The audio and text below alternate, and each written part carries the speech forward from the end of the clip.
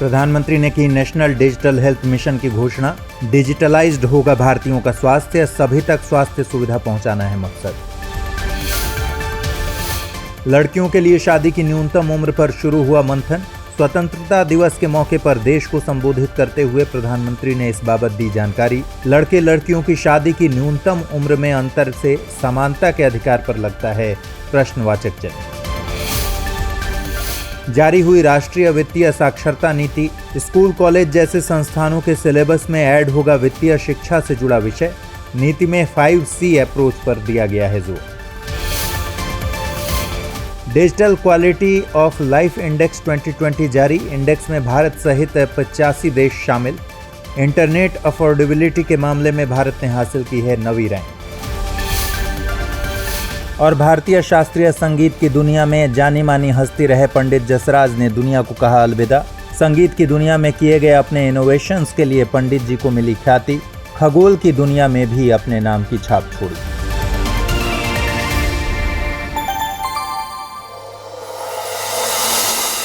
हमारे वीडियो अंग्रेजी में देखने के लिए फॉलो करें हमारा ही दूसरा यूट्यूब चैनल दृष्टि IAS इंग्लिश। आइए खबरों की शुरुआत करते हैं। बीते सप्ताह स्वतंत्रता दिवस के मौके पर प्रधानमंत्री ने नेशनल डिजिटल हेल्थ मिशन की घोषणा की। इसका मकसद सभी लोगों तक स्वास्थ्य सुविधाएं सुनिश्चित करना है। इसके तहत हर भारतीय को एक हेल्थ ID दी जाएगी। आधार और मोबाइल नंबर के जरिए हर व्यक्ति के लिए एक यूनिक ID जनरेट की जाएगी। इस हेल्थ अकाउंट में हर टेस्ट, हर बीमारी, जिस डॉक्टर को विजिट किया गया हो, जो दवाएं ली गई हों और डायग्नोसिस से संबंधित सभी जानकारियां होंगी।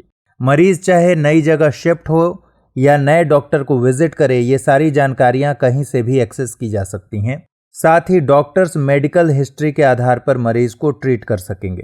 नेशनल डिजिटल हेल्थ मिशन एक व्यापक कार्यक्रम है। इसमें doctors, hospitals, pharmacy, insurance companies को इंटीग्रेट करते हुए डिजिटल हेल्थ इंफ्रास्ट्रक्चर तैयार किया जाएगा। इसमें health ID, digi doctor, telemedicine, e pharmacy, health care registry और पर्सनल हेल्थ रिकॉर्ड्स को डिजिटली स्टोर किया जाएगा। डिजी डॉक्टर ऑप्शन के जरिए देश भर के डॉक्टर खुद को रजिस्टर कर सकेंगे। इन्हें एक डिजिटल सिग्नेचर भी दिया जाएगा जिससे वे प्रेस्क्रिप्शन लिख सकेंगे। टेलीमेडिसिन में मरीज और डॉक्टर अलग अलग जगहों पर होते हैं, लेकिन डॉक्टर मरीज तक स्वास्थ्य सेवाओं को इंफॉर्मेशन एंड कम्युनिकेशन टेक्नोलॉजी का प्रयोग कर पहुंचाता है। इसका मकसद रिमोट एरियाज तक स्वास्थ्य सुविधाओं की पहुंच सुनिश्चित करना है। बीते दिनों प्रधानमंत्री की अध्यक्षता वाली कैबिनेट ने NRA यानी नेशनल रिक्रूटमेंट एजेंसी के गठन को हरी झंडी दे दी है। इस एजेंसी की घोषणा वित्त मंत्री ने इस साल के बजट भाषण में की थी। सरकार का मानना है कि इस राष्ट्रीय एजेंसी के गठन के बाद केंद्र सरकार की नौकरियों के लिए भर्ती प्रक्रिया में बड़े सुधार होंगे। फिलहाल इस एजेंसी के लिए सरकार ने 1517 करोड़ रुपए से अधिक की मंजूरी दी है और इस राशि को अगले 3 सालों में खर्च किया जाएगा।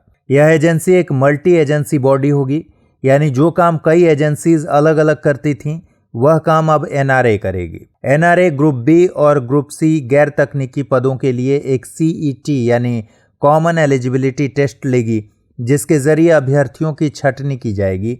NRA में रेल मंत्रालय, वित्त मंत्रालय, SSC, रेलवे भर्ती बोर्ड और IBPS यानी institute of banking personal selection के प्रतिनिधि शामिल होंगे। इस एजेंसी के काम करने के बाद प्रतिभागियों को भी काफ़ी सहूलियत होगी।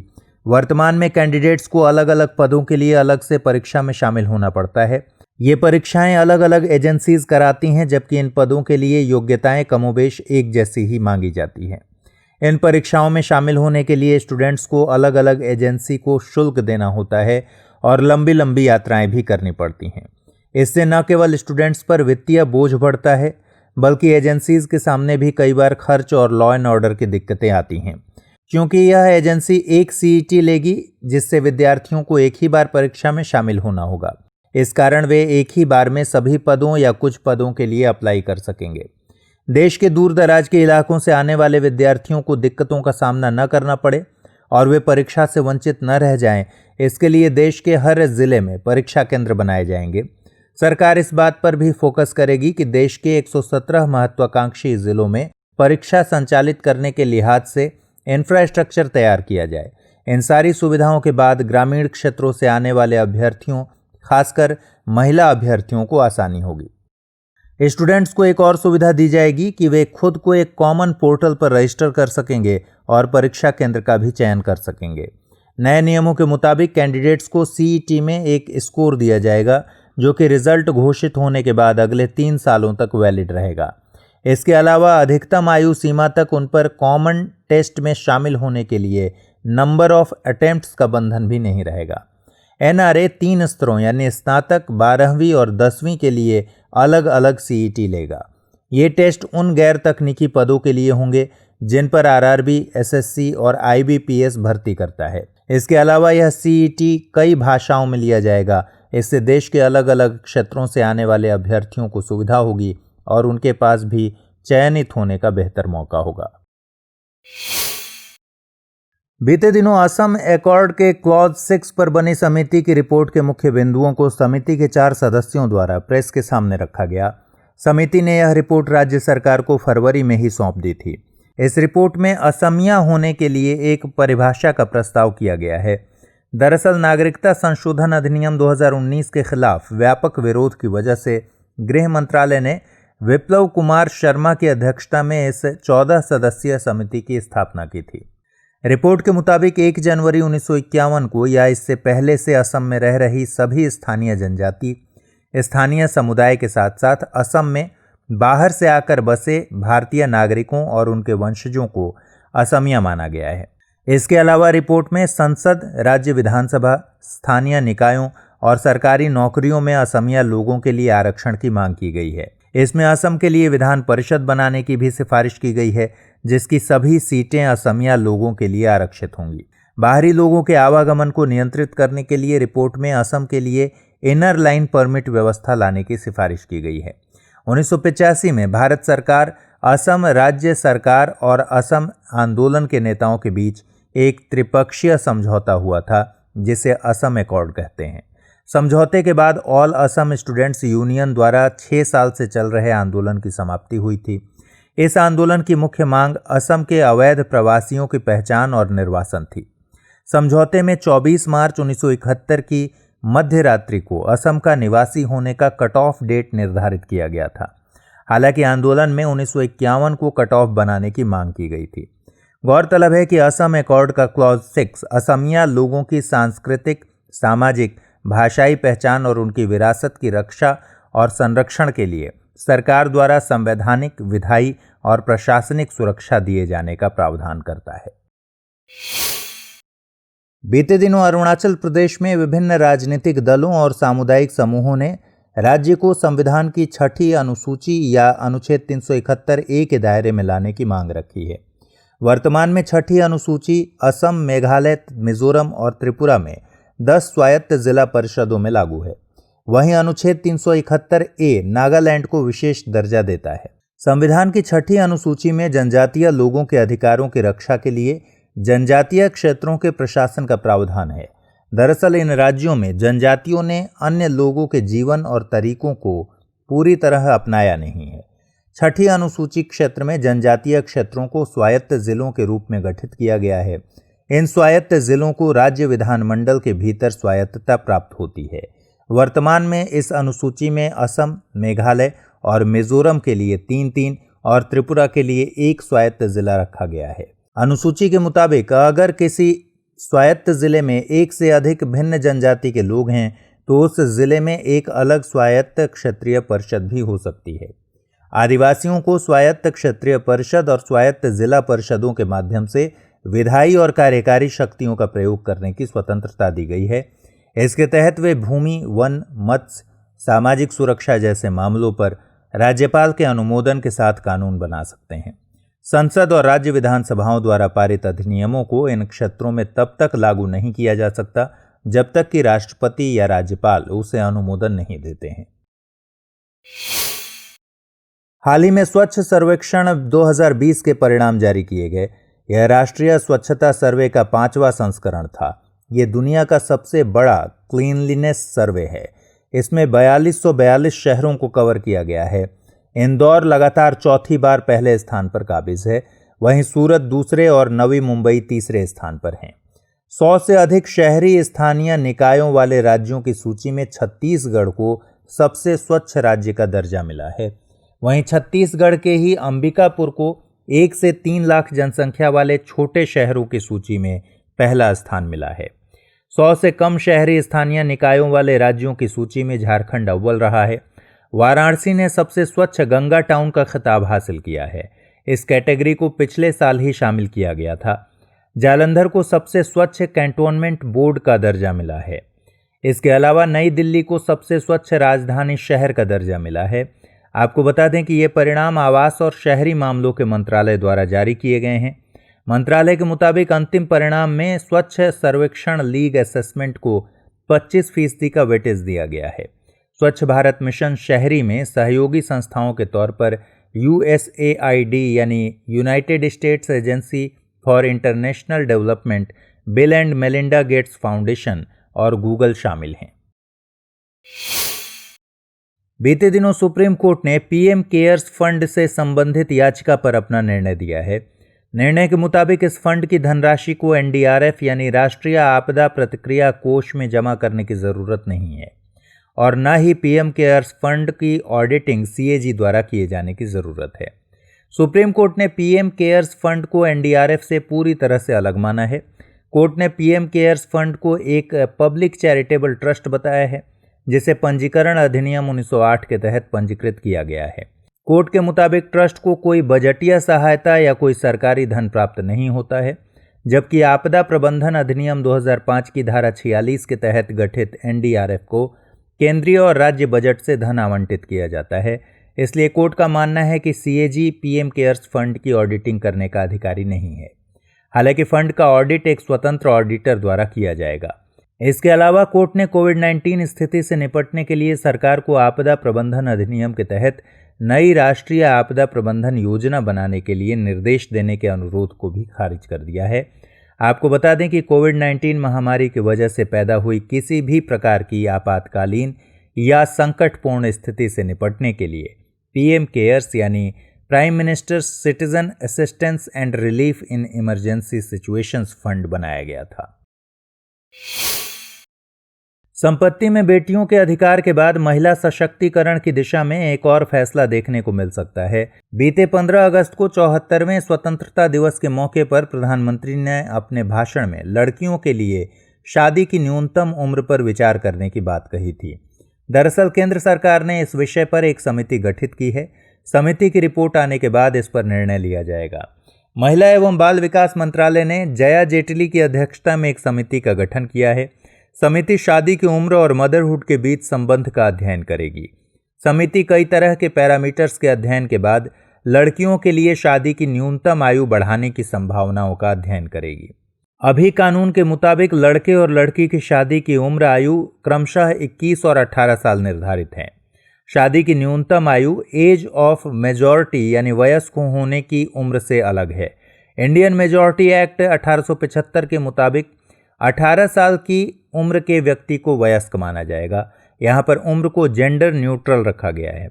बाल विवाह प्रतिषेध अधिनियम 1929 के जरिए शादी की न्यूनतम आयु लड़कों के लिए 18 और लड़कियों के लिए 16 साल निर्धारित की गई थी। इस अधिनियम को हरविलास शारदा के नाम पर शारदा एक्ट के नाम से जाना जाता है। 1978 में इसमें संशोधन करके लड़के और लड़की की शादी की न्यूनतम आयु क्रमशः 21 और 18 साल कर दी गई थी।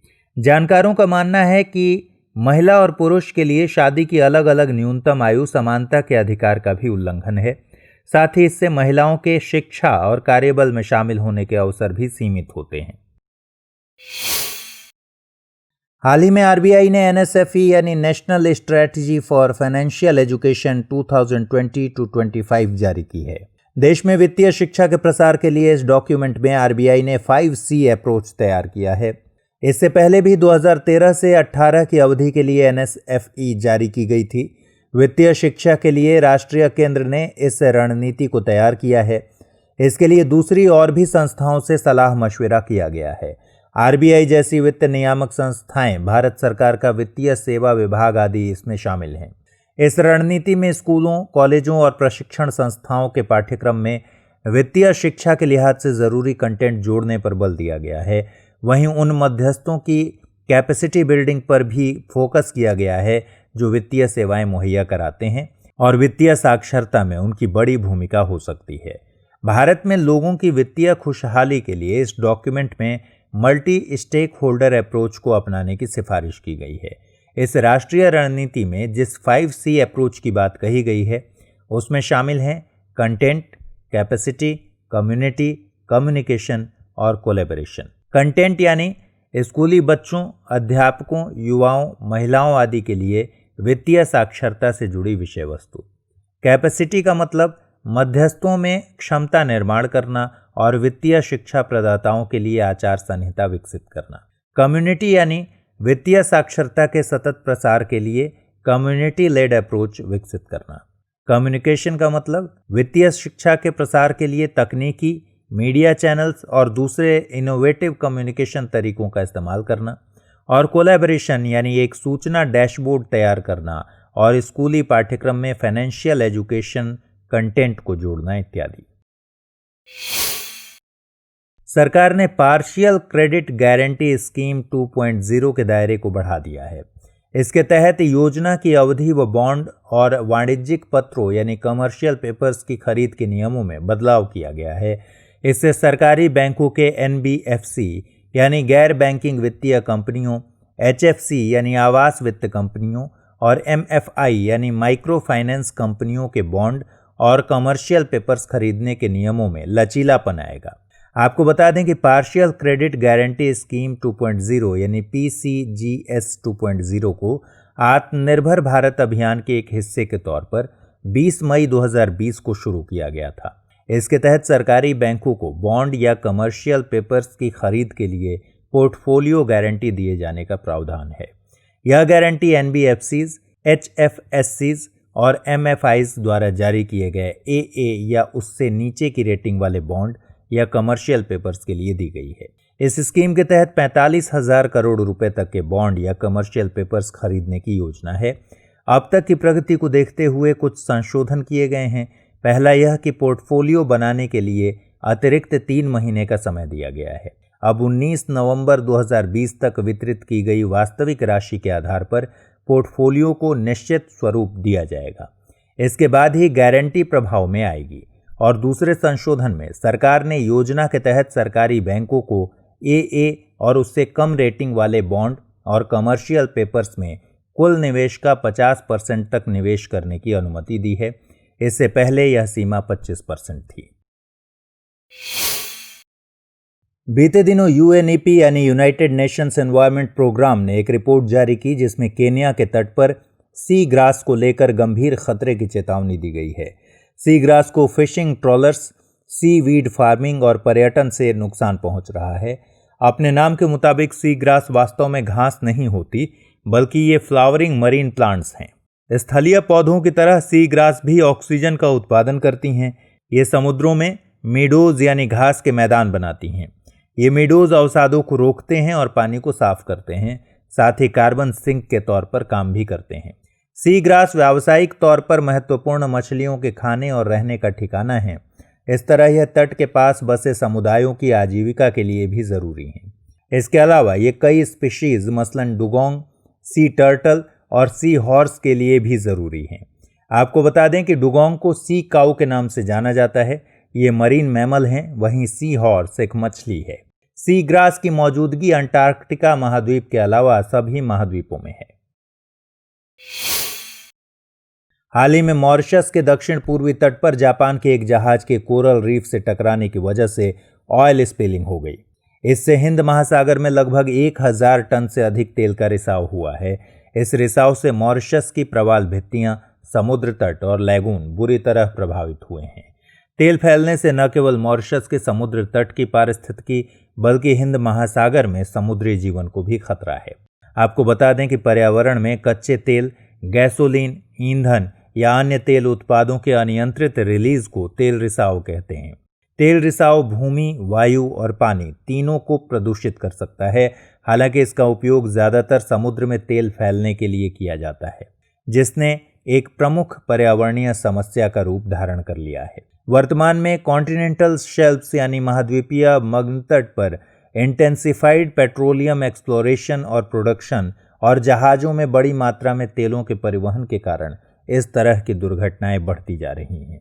गौरतलब है कि international convention on civil liability for bunker oil pollution 2001 के मुताबिक तेल रिसाव से होने वाले नुकसान के लिए जहाज़ों के मालिक जिम्मेदार होते हैं। 2008 में लागू इस बंकर सम्मेलन को इंटरनेशनल मैरीटाइम ऑर्गेनाइजेशन द्वारा प्रशासित किया जाता था। इसका उद्देश्य तेल रिसाव से होने वाले नुकसान का सामना करने वाले लोगों को पर्याप्त, त्वरित और प्रभावी मुआवजा उपलब्ध कराना है। एनटीपीसी लिमिटेड ने उत्तर प्रदेश में रिहंद परियोजना के पास एक ऐसा इंफ्रास्ट्रक्चर डेवलप किया है जिससे इस परियोजना में निर्मित फ्लाई ऐश का सही जगह इस्तेमाल हो सके। दरअसल यहां निर्मित फ्लाई ऐश को सस्ती कीमत पर सीमेंट प्लांट्स को थोक में सप्लाई किए जाने का विचार रखा गया है। यह एनटीपीसी द्वारा बिजली संयंत्रों से फ्लाई ऐश के 100% उपयोग की प्रतिबद्धता के तहत लिया गया निर्णय है। एनटीपीसी यानी national thermal power corporation limited ऊर्जा मंत्रालय के तहत एक केंद्रीय पब्लिक सेक्टर अंडरटेकिंग है जो देश की सबसे बड़ी बिजली उत्पादन कंपनी है। फ्लाई ऐश बिजली उत्पादन करने वाले संयंत्रों में कोयले को जलाने से बना एक बाय प्रोडक्ट है। यह दहन कक्ष से निकास गैसों द्वारा ले जाया जाता है, इसलिए इसे फ्लाई ऐश कहा जाता है। इसे निकास गैसों से इलेक्ट्रोस्टैटिक प्रेसिपिटेटर्स द्वारा या बैग फिल्टर द्वारा अलग करके एकत्र किया जाता है। फ्लाई ऐश में पर्याप्त मात्रा में silicon dioxide, aluminium oxide, ferric oxide और कैल्शियम ऑक्साइड की उपस्थिति रहती है। इसके कण जहरीले वायु प्रदूषक होते हैं। इनसे हृदय रोग, कैंसर, सांस से संबंधित रोग और स्ट्रोक आदि का खतरा बढ़ जाता है। पानी में मिलकर ये ग्राउंड वाटर में भारी धातुओं की लीचिंग का कारण बनते हैं। ये मिट्टी को भी प्रदूषित करते हैं जिससे कि पेड़ों की जड़ के विकास पर असर पड़ता है। इस वजह से इसका उचित डिस्पोजल बहुत ही ज़रूरी होता है। वर्तमान में इसका उपयोग मुख्य रूप से कंक्रीट और सीमेंट उत्पादों और रोड बेस को बनाने में किया जाता है। CSE यानी centre for science and environment की एक हालिया रिपोर्ट के मुताबिक साल 2015 से 49 ब्लॉक्स को कोयला खनन के लिए क्लियर किया गया था। इनमें से 9 ब्लॉक्स को पर्यावरण मंत्रालय द्वारा नो गो एरियाज या घने वनों वाले क्षेत्र के तौर पर वर्गीकृत किया गया था। साथ ही 2020 में जिन 41 ब्लॉक्स को नीलामी के लिए लिस्ट किया गया, उनमें से 21 नो गो एरियाज में शामिल हैं। इसके अलावा CSE की एक और रिपोर्ट के मुताबिक अभी भारत अपनी कोल माइनिंग क्षमता का पूरी तरह से उपयोग नहीं कर रहा है। RTI से प्राप्त जानकारी के मुताबिक 2015 से नीलाम की गई 67% कोल माइंस में अभी तक काम करना भी शुरू नहीं किया गया है। 2015 से 2020 के बीच सरकार ने 112 माइंस की नीलामी करने की कोशिश की, लेकिन सिर्फ 42 में सफलता मिल सकी। CSE के मुताबिक भारत को अपनी वर्तमान क्षमता को पूरी तरह से उपयोग करने की ज़रूरत है, न कि नई माइंस को अलॉट करने की, क्योंकि भारत के वन और कोयले के भंडार एक दूसरे से इंटरलिंक्ड हैं। नई माइंस अलॉट करने से वनों को भी हानि पहुंचती है।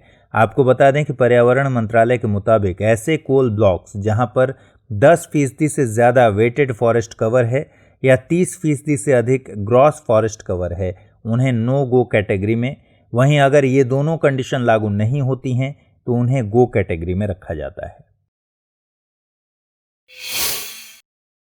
हाल ही में ICMR ने national cancer registry programme report 2020 जारी की है।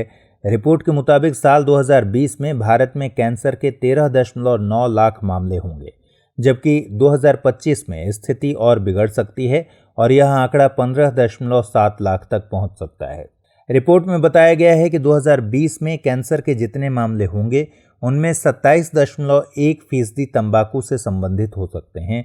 इसके अलावा ब्रेस्ट कैंसर के मामले बढ़ सकते हैं, जबकि सर्वाइकल कैंसर के मामलों में कमी दर्ज की जा सकती है।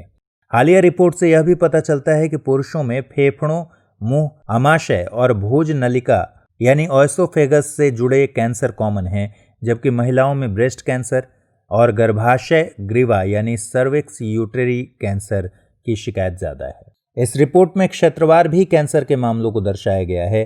कैंसर के सबसे ज़्यादा मामले देश के पूर्वोत्तर क्षेत्र में दर्ज किए गए हैं। हैरान करने वाली बात है कि अरुणाचल प्रदेश के पापुम पारे जिले में 74 साल तक के हर 4 में से एक व्यक्ति को उसके जीवन काल में कैंसर के विकसित होने की संभावना है। मिजोरम की राजधानी आइजोल और अरुणाचल प्रदेश के पापुम पारे जिले में हर 1 लाख की आबादी पर कैंसर के मामले में सबसे ज्यादा AAR यानी एज एडजस्टेड रेट्स दर्ज की गई हैं। आइजोल में यह 269.4 जबकि पापुम पारे में यह 219.8 है। AAR एक सांख्यिकी प्रक्रिया है जिसमें विभिन्न आयु समूहों के बीच बीमारी, मृत्यु आदि के लिए दर की तुलना की जाती है। देश के महानगरों की बात करें तो हैदराबाद, चेन्नई, बेंगलुरु और दिल्ली जैसे शहरों में ब्रेस्ट कैंसर के सबसे ज्यादा मामले पाए गए हैं। National cancer registry programme report की शुरुआत 1982 में ICMR यानी Indian council of medical research ने की थी।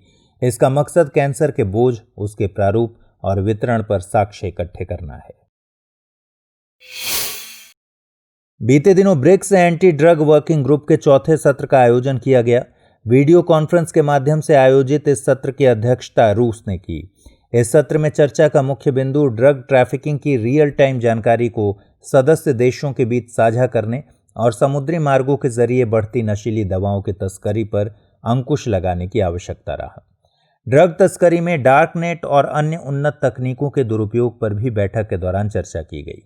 ब्रिक्स देशों का एक अनौपचारिक समूह है जिसमें ब्राजील, रूसी संघ, भारत, चीन और दक्षिण अफ्रीका शामिल हैं। आर्थिक क्षेत्र में सहयोग के साथ साथ मादक पदार्थों की तस्करी से संबंधित मामला ब्रिक्स सदस्य देशों के बीच सहयोग का एक महत्वपूर्ण क्षेत्र है। आपको बता दें कि डार्क नेट मादक द्रव्यों की बिक्री सरीखे अपराधों के लिए उपयोग किए जाने वाले हिडन इंटरनेट प्लेटफॉर्म होते हैं। आमतौर पर इनका इस्तेमाल सर्विलांस से बचने के लिए किया जाता है। एंड टू एंड एन्क्रिप्शन की वजह से उन्हें पकड़ पाना काफी मुश्किल होता है। बीते दिनों digital quality of life index 2020 जारी किया गया। इसे VPN यानी virtual private network provider Surfshark द्वारा जारी किया गया था। इंडेक्स में दुनिया भर के 85 देशों को शामिल किया गया है। इंडेक्स में 5 कोर पिलर्स का इस्तेमाल हुआ है। इन पिलर्स में internet affordability, internet quality, electronic infrastructure, electronic government और इलेक्ट्रॉनिक सिक्योरिटी शामिल हैं। इंटरनेट अफोर्डेबिलिटी और इलेक्ट्रॉनिक गवर्नमेंट के पैमाने पर भारत ने अच्छा प्रदर्शन किया है। इंटरनेट अफोर्डेबिलिटी के मामले में भारत ने 9वीं रैंक हासिल की है, जबकि इजराइल इस मामले में पहले पायदान पर रहा। वहीं ई गवर्नमेंट के मामले में भारत की स्थिति काफ़ी अच्छी है। इस मामले में भारत नीदरलैंड जैसे देश से आगे है, लेकिन इंटरनेट क्वालिटी और इलेक्ट्रॉनिक इंफ्रास्ट्रक्चर के मामले में भारत काफ़ी खराब स्थिति में है। VPN में यूजर को इंटरनेट से एक एन्क्रिप्टेड टनल के जरिए जोड़ा जाता है जिससे ऑनलाइन निजता और सेंसिटिव डेटा को सुरक्षित किया जा सके।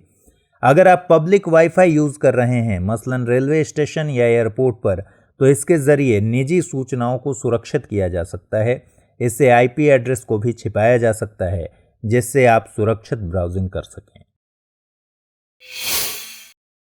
बीते दिनों भारतीय शास्त्रीय संगीत की दुनिया के महान व्यक्तित्व पंडित जसराज का निधन हो गया।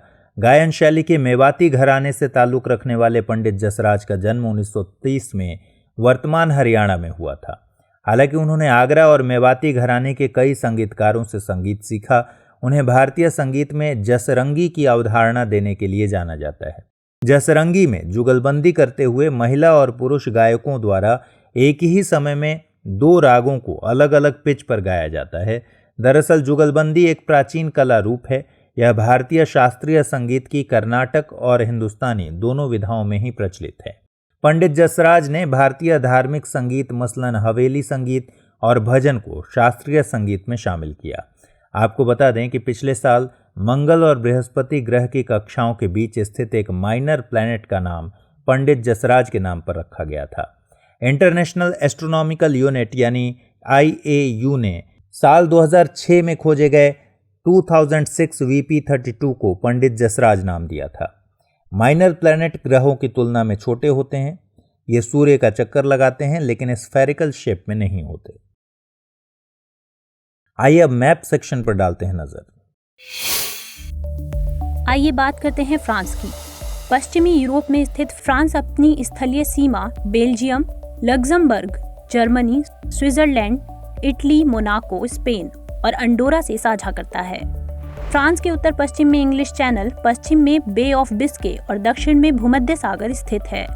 इंग्लिश चैनल और डोवर जलसंधि फ्रांस को यूनाइटेड किंगडम से अलग करती है। डोवर जलसंधि इंग्लिश चैनल को नॉर्थ सी से जोड़ती है। आल्प्स पर्वत फ्रांस को इटली से अलग करता है। माउंट ब्लैंक आल्प्स की सबसे ऊंची चोटी है। फ्रांस के पूर्वी क्षेत्र में स्थित वॉस्जेस पर्वत इसे जर्मनी से अलग करते हैं। जूरा पर्वत फ्रांस और स्विट्जरलैंड के बीच सीमा बनाता है। लॉयर, सीन, राइन और रोन फ्रांस की महत्वपूर्ण नदियां हैं। लॉयर फ्रांस की सबसे लंबी नदी है। इस पर फ्रांस का नॉन्टेस शहर स्थित है। सीन नदी के तट पर फ्रांस की राजधानी पेरिस स्थित है। 2019 में आग लगने की वजह से चर्चा में रहा Notre Dame cathedral church Paris में ही स्थित है। फ्रांस विटिकल्चर यानी अंगूर की खेती के लिए जाना जाता है। इसके उत्तर पूर्व में स्थित शैंपेन क्षेत्र दुनिया भर में शैंपेन वाइन के लिए प्रसिद्ध है। अब बात करते हैं लेबनान की। लेबनान भूमध्य सागर के पूर्वी किनारे पर स्थित पश्चिमी एशियाई देश है। लेबनान उत्तर और पूर्व में सीरिया, दक्षिण में इजराइल से सीमा बनाता है। अरेबियन प्लेट के उत्तर पश्चिम में स्थित लेबनान की राजधानी बेरूत है। इजराइल के कब्जे वाले गोलन हाइट्स की सीमा एक छोटे से क्षेत्र में लेबनान द्वारा विवादित है, जिसे शेबा फार्म कहा जाता है। लेबनान को 4 अलग अलग फिजियोग्राफिक यानी प्राकृतिक भूगोल संबंधी क्षेत्रों में विभाजित किया गया है। पश्चिम में भूमध्य सागर से जुड़े तटीय मैदान, लेबनान पर्वत श्रृंखला, अलबिका या बेका घाटी और पूर्व में एंटी लेबनान पर्वत श्रृंखला है। अलबिका घाटी पश्चिम में लेबनान पर्वत श्रृंखला और पूर्व में एंटी लेबनान पर्वत श्रृंखला के बीच स्थित है। लेबनान की सबसे ऊंची चोटी कुर्नतल सौदो है। लेबनान की सबसे लंबी नदी लितानी नदी है।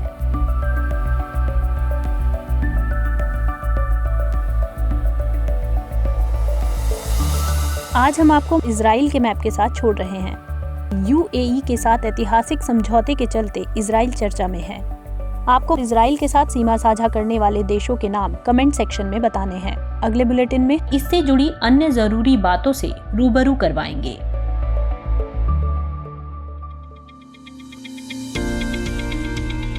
बीते दिनों इजराइल और संयुक्त अरब अमीरात के बीच पूर्ण राजनयिक संबंध बनाने पर सहमति बनी। यूएई इजराइल के साथ राजनयिक संबंध बनाने वाला पहला खाड़ी अरब देश बन गया है। सहमति के साथ हुई डील के मुताबिक इजराइल ने वेस्ट बैंक के बड़े हिस्से के अधिग्रहण की अपनी योजना को निलंबित कर दिया है।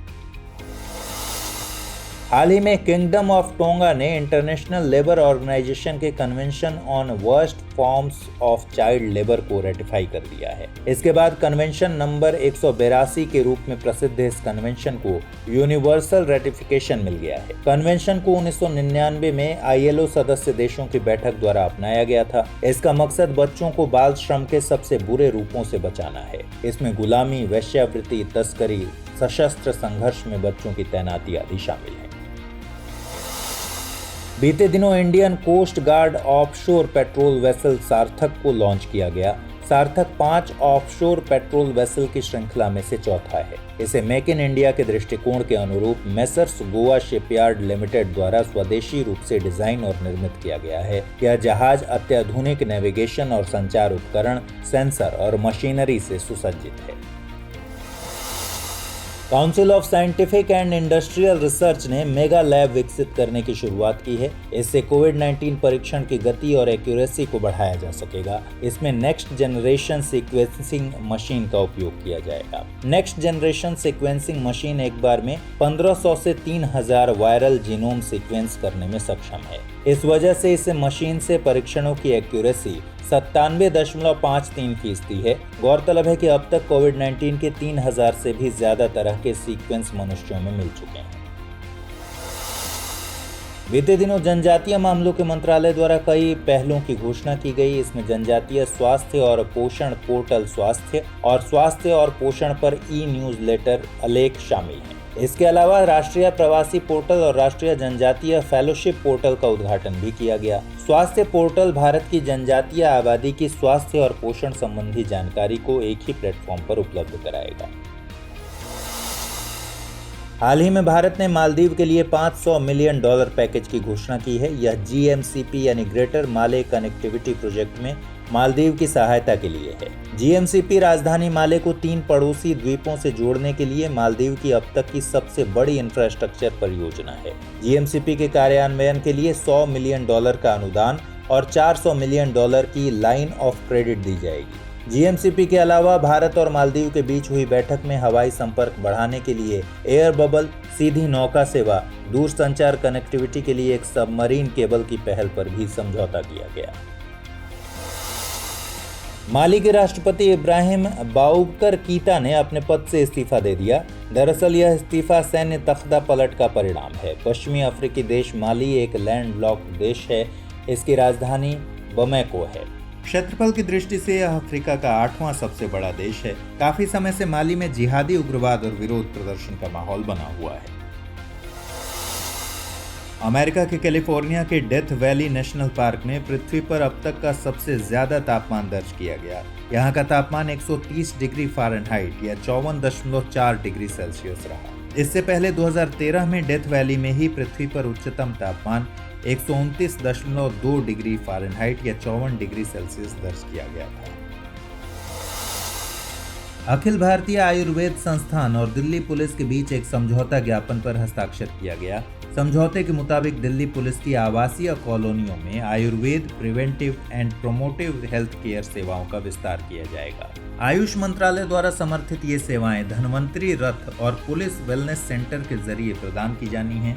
गौरतलब है कि धन्वंतरी रथ एक मोबाइल इकाई है।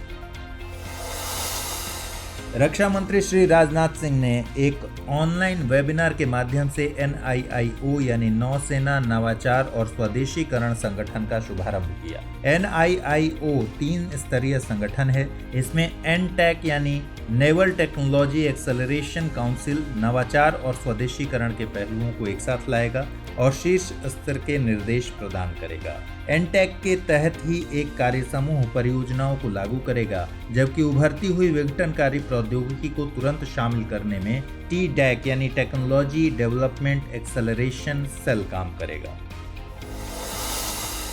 हाल ही में नासा के आंकड़ों ने बौने ग्रह सेरेस पर नमकीन पानी के महासागर होने की संभावना जताई है। सेरेस मंगल और बृहस्पति के बीच क्षुद्र ग्रह बेल्ट में सबसे बड़ा ऑब्जेक्ट है। ये आंकड़े नासा के डॉन स्पेसक्राफ्ट द्वारा भेजे गए डेटा पर आधारित हैं। और हाल ही में अंतर्राष्ट्रीय श्रम संगठन और एशियन डेवलपमेंट बैंक द्वारा जारी आंकड़ों के मुताबिक कोविड-19 की वजह से भारत में करीब 41 लाख लोग बेरोजगार हुए हैं। रिपोर्ट के मुताबिक बेरोजगार हुए लोगों की संख्या कंस्ट्रक्शन और कृषि क्षेत्र में सबसे ज्यादा रही है। हमारी टीम कोशिश करती है कि आपको दी गई खबरों में एक भी गलती ना हो, लेकिन यदि किसी सोर्स या ह्यूमन एरर की वजह से ऐसी गलती हो जाती है तो इस वीडियो के कमेंट बॉक्स में उस गलती को सुधार कर पिन कर दिया जाता है और यह आपको कमेंट बॉक्स में सबसे ऊपर दिखाई देता है।